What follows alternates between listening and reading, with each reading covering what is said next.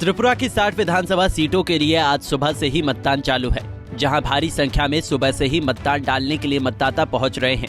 60 विधानसभा सीटों के लिए राज्य में एक चरण में मतदान होना है।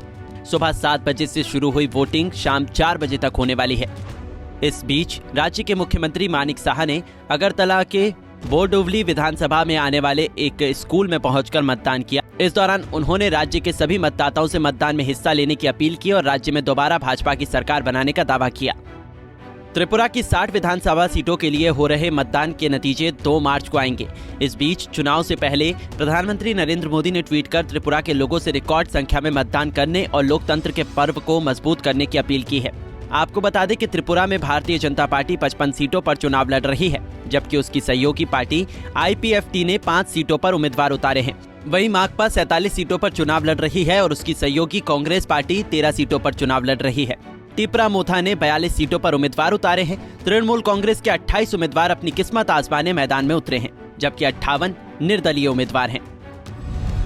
त्रिपुरा में क्या है चुनावी समीकरण? त्रिपुरा की 60 विधानसभा सीटों में 20 सीटें अनुसूचित जनजाति के लिए आरक्षित हैं। सरकार बनाने में ये आदिवासी मतदाताओं की निर्णायक भूमिका होती है। 2011 की जनगणना के अनुसार यहाँ की कुल जनसंख्या में आदिवासियों की हिस्सेदारी घटकर 31.8% रह गई है। यहाँ पर स्थानीय आदिवासी पार्टी टिपरा मोथा ऐसी पार्टी है जिसने आदिवासी समुदाय के मुद्दों को हमेशा प्रमुखता से उठाया है। पार्टी ने 42 सीटों पर अपने उम्मीदवार उतारे हैं। टिपरा मोथा का चुनावी घोषणा पत्र। राज्य में आदिवासी समुदाय के लिए मुद्दों को प्रमुखता से उठाने वाली टिपरा मोथा पार्टी ने अपने चुनावी घोषणा पत्र में 20,000 नई नौकरियां, एक जनजातीय विश्वविद्यालय, कृषि विश्वविद्यालय, खेल विश्वविद्यालय और बौद्ध विश्वविद्यालय की स्थापना का वादा, वंचित लोगों को भूमि आवंटन, राज्य विधानसभा में नागरिकता संशोधन अधिनियम के खिलाफ प्रस्ताव, सभी सामाजिक जनजातियों का आर्थिक सर्वेक्षण और LGBTQ के अधिकार और उद्यमिता के लिए 30% सब्सिडी का ऐलान किया है। भाजपा ने किए तमाम वादे। राज्य में अभी भाजपा की सरकार है और मुख्यमंत्री मानिक साहा ने दावा किया है कि दोबारा राज्य में भाजपा की सरकार बनने जा रही है। भाजपा ने अपने चुनावी घोषणा पत्र में अलग राज्य की मांग के बीच आदिवासी इलाकों को ज्यादा आजादी देने का वादा किया है। इसके अलावा 50,000 मेधावी छात्रों को स्मार्टफोन, भूमिहीन किसानों को 3,000 रुपए प्रति वर्ष की आर्थिक सहायता, ST परिवारों को 5,000 रुपए की सालाना वित्तीय सहायता, बेटी के जन्म पर EWS परिवारों को 5,000 रुपए की राशि देने का वादा किया है।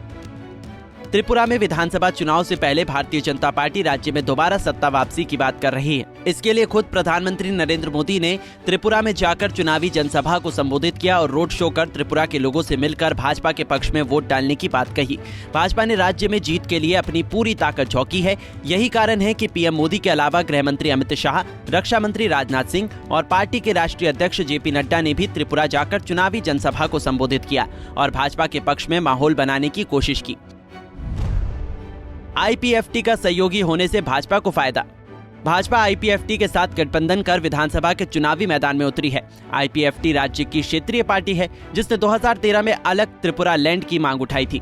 2018 में इसी मांग को पूरा करने के वादे के साथ पार्टी भाजपा के साथ गठबंधन में आई थी। इसका फायदा भाजपा को मिला और 20 में से 18 रिजर्व सीटें गठबंधन के हिस्से में आ गई। फिलहाल देखा जाए तो त्रिपुरा में भाजपा के लिए जीत का रास्ता इतना आसान नहीं है। यहाँ भाजपा के सामने कड़ी चुनौती है। कांग्रेस ने CPIM के साथ गठबंधन किया है और अगर सरकार बनाने की नौबत आई तो टिपरा मोथा भी इसमें शामिल हो जाएगी। CPIM के प्रमुख नेता जितेंद्र चौधरी पहले ही साफ कर चुके हैं कि उन्होंने टिपरा मोथा से बात बंद नहीं की है। रास्ते खुले हुए हैं जो साफ इशारा कर रहे हैं कि सरकार बनाने के लिए अगर तीनों पार्टियों को साथ आना पड़ा तो इसमें पीछे नहीं हटेंगे। Bureau report, Punjab Kesari TV. हमसे जुड़े रहने के लिए हमारे YouTube चैनल को सब्सक्राइब करें और नई वीडियो की नोटिफिकेशन के लिए बेल आइकॉन को दबाएं।